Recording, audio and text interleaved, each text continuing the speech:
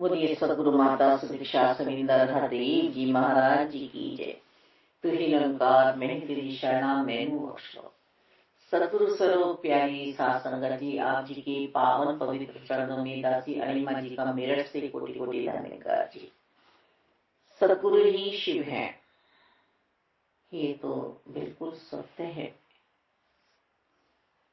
जी। कि निरंकार स्वयं साकार है और साकार ही शिव है, ब्रह्मा विष्णु महेश। ये निरंकार अपने आप जब चाहते हैं ये साकार रूप में आते हैं और मैं अपने आराध्य देव को, अपने इष्ट को यदि शिव मानती हूं तो मेरे साकार सतगुरु जी शिव ही है। यदि मैं दुर्गा मानती हूं तो दुर्गा ही है। यदि अल्लाह मानती हूं तो अल्लाह ही है।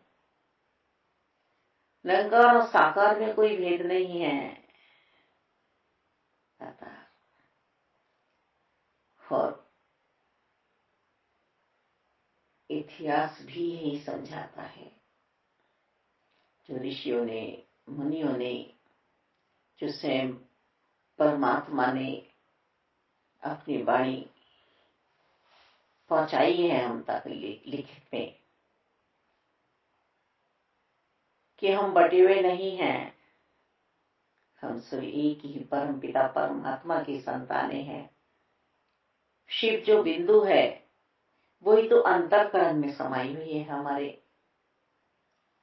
इस बिंदु पे हमारा ध्यान रहे, इस लक्ष्य पे हमारा ध्यान रहे। सदगुरु जी की कृपा से ये बात बनती है हमारी। सदगुरु जी ने ही आकर समझाया है। तुम्हें पूर्णतः सदगुरु जी के चरणों में समर्पित हो जाओ, अपना आपा अर्पण कर दो, कि तुम ही तो संसार में मुझे रोशनी में ले जाने के लिए आए हो। तुम ही तो मुझे अब माया जंजाल से बचाओगे। ये जो आना जाना मेरा संसार में बना हुआ है, इससे मुक्ति दिलाओगे शिव। और शिव स्वयं भू नारायण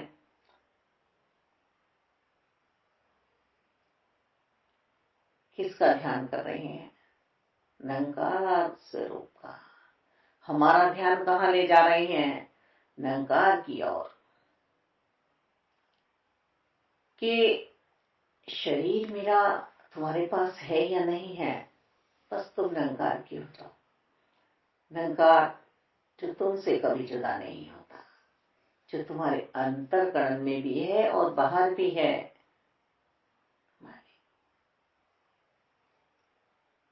महाशिवरात्रि के दिन प्रभु ने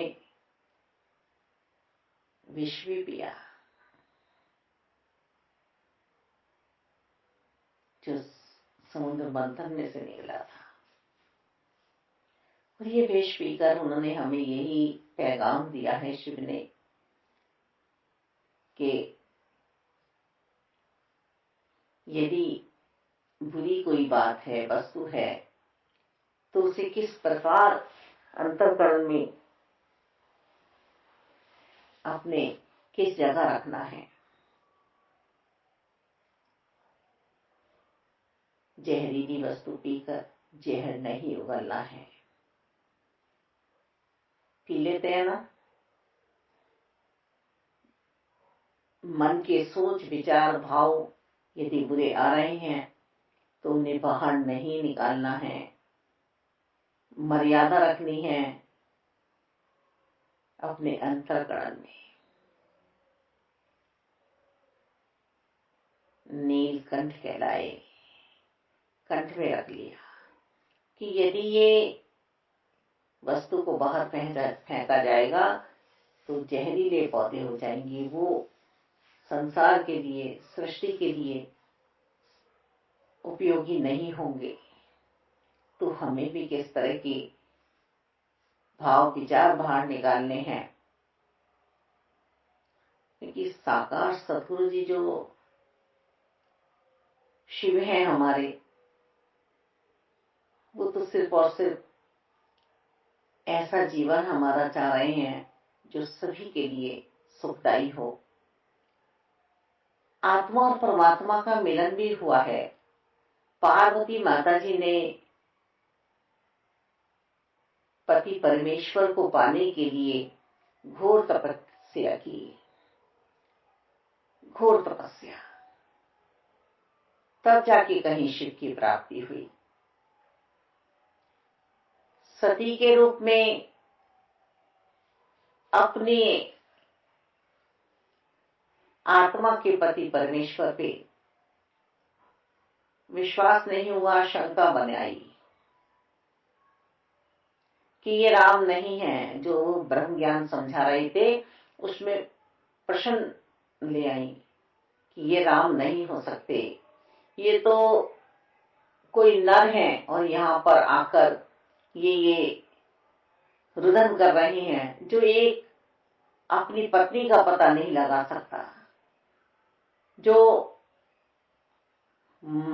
मनुष्य मानव अपनी पत्नी के लिए व्याकुल हो रहा है, रो रहा है, तो ये भगवान तो नहीं हो सकते। नहीं नहीं नहीं, ये भगवान नहीं है, आप सत्य नहीं कह रही हैं, शिव से कह रही हैं सती। मैं इनकी परीक्षा लेने जाऊंगी, देखो तो सही ये कैसे ब्रह्म है,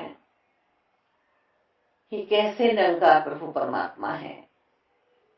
ये तो दशरथ के पुत्र हैं, ये वनवासी क्या किसी को संभालेंगे। प्रभु समझ गए शिव। ऐसे ही साकार सदगुरु माता जी समझ जाती है। जब हम ज्यादा बोलते हैं, जब हम बातों का आदान प्रदान करते हैं, तो बहुत सावधानी रखें। अब पहुंची हैं सती, शिवजी जी ने मन भी किया। भगवान बोले, माता आज भोलेनाथ नहीं आए आपके साथ, बस इस शंका का त्याग कर दिया शिव ने। अब है भस्म हो गई। पति की बात फिर नहीं मानी उन्होंने, फिर चली गई, अपने पिता के बिन बुलाए। ये सारा दृष्टांत हम देखें कि सतगुरु माता सुदीक्षा जी को हमने निरंकार माना है, अपना इष्ट माना है, अपना परमात्मा माना है, तो हम शंकाओं में ना आए, निरंकार के साथ रहें, अपने लक्ष्य के साथ जुड़े रहें। दूसरे जन्म में पार्वती के रूप में आई, जिज्ञासा लाई साथ कि ये जीवन तो मेरा प्रभु के साथ बीता नहीं, बिताना तो प्रभु के साथ ही था। सब लीलाएं हैं हमारे लिए प्रस्तुत है, ये सब दृष्टांत कि हमें कैसा अपना जीवन बनाना है। अब जिज्ञासा उत्पन्न की है कि मुझे मेरा स्वरूप समझा दो, मैं कौन हूं, मैं कौन हूं। प्रभु बस मुझे ये समझा दो। अब जब समझाया है और समझ में आ गया है हूबहू ब्रह्म ज्ञान, तो आज वह शक्ति पूज रही है तथा सबको निरंकार में बना रही है। तो साकार और निरंकार में भेद नहीं है, ये निर्गुण ही सगुण रूप में आता है, जो गुणों की खान है। और साकार सदगुरु जी को हमें अपना इष्ट मान के पूजना होता है। हमारा कोई ना कोई तो इष्ट है। बस यहाँ पर यही भाव दासी को प्राप्त हुए हैं कि संत निरंकारी मिशन धर्म परिवर्तन नहीं कराता है, सोच को बदल देता है, गुरुमत पे चला देता है कि हम गुरु को धारण कर लें, गुरु की बातों पर, विचारों पर, भावों पर हम ध्यान दें कि कैसा जीवन हमें जीना है, शिव हमसे क्या चाहते हैं।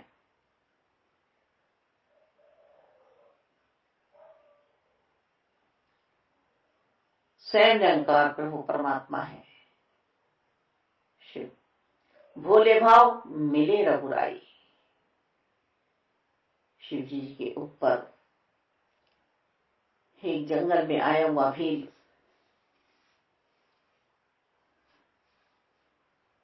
पानी का लोटा लेकर पेड़ पे बैठा हुआ है। महाशिवरात्रि के दिन जल से छींटे लग गए, अनजान में ही लोटा हिल गया और जल शिव जी के ऊपर, पिंडी के ऊपर चला गया। प्रसन्न हो गए, खुश हो गए, उस भील को दर्शन दे दिए।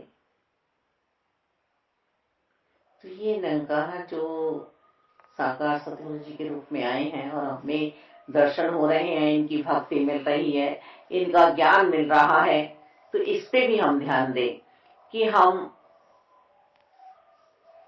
कितने सौभाग्यशाली हैं कि हमें सतगुरु जी के समय में निरंकार की प्राप्ति हो रही है। तो हम तो अपने इष्ट को पा जाते हैं। साकार सतगुरु जी की शरणागति में आने के बाद हम जो जीवन जीते हैं वह बहुत ही सुखदायी होता है। हमारे सतगुरु माता जी ने ही हमें जीवन दान दिया है, सेवा सिमरन सत्संग करा रहे हैं, और यही हमारे शिव हैं, यही हमारे अंतरकरण में बिंदु मात्र हैं मालिक। इस पे हमारा ध्यान हमेशा जमा रहे, यहां से ध्यान हमारा ना उठे कि यदि हम इनके लिए जीवन जीते हैं तो ये भोलेनाथ भी हैं, नाथों के नाथ, ये ओमापति शिव हैं, ये आशुतोष भी हैं मालिक, जो क्रोधित भी हो जाया करते हैं। भक्तों के लिए नहीं, भक्तों की रक्षा के लिए। तो मालिक हमें ये सब बातों का ध्यान रखना है कि आज टॉपिक बता रहा है कि सतगुरु ही शिव है और इस शिव की पूजा कर लें। धर्म जोड़ता है, तोड़ता नहीं है। यहाँ जोड़ने की बातें हुआ करती हैं।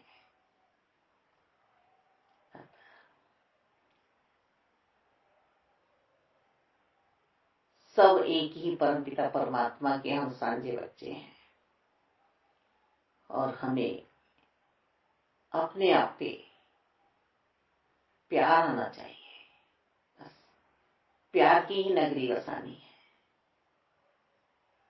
बहुत बहुत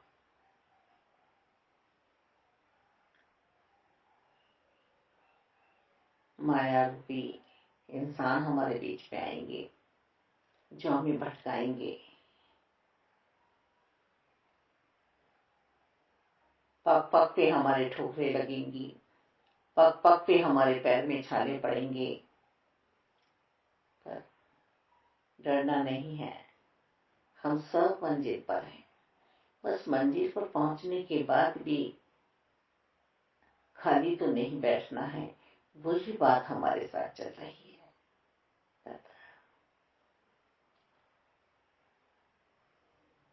कि इस अंतर्गण के घर में जो शिव का दर्शन पाया है, जहाँ शिव विराजमान है, ये पल भर के लिए भी हमारे बीच से जाए ना। महाशिवरात्रि का पर्व, उत्सव, व्रत जो हमारे जीवन में आया, यही हम भी व्रत लें कि हम बुराइयों में नहीं फंसेंगे। हम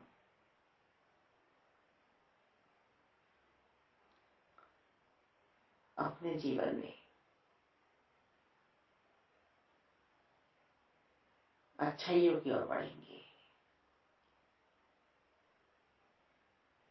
जैसे मेरे सतगुरु माता सुदीक्षा जी चाह रहे हैं, सेवा सिमरन सत्संग करते हुए जीवन यापन करेंगे अपना।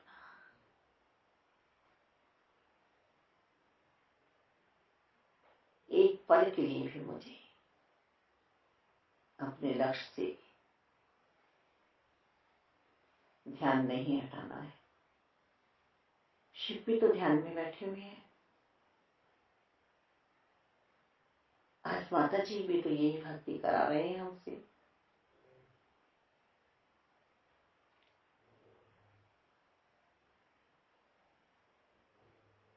कि तुम अपना आना सफल बना लो। आत्मा को परमात्मा ही तो चाहिए ना। पार्वती आत्मा है माँ और शिव परमात्मा है। हम आत्मा है और सदगुरु जी परमात्मा है। बस एक मिल होना है। यदि अभी ऐसी अवस्था नहीं बनी है तो सत्संग में आना है, ध्यान में पहुंचाना है अपने आप को। संसार नहीं छोड़ना है, संसार को बसाना है। ये प्रभु की रचना है। इसमें हमें किसी भी प्रकार का नुकसान नहीं करना है। अतः हर जीव इनके हैं, चाहे वो जैसी भी है, बस नुकसान ना हो जाए हमसे प्रभु का। इस भाव से इस जीवन में चलना है। धन्यवाद।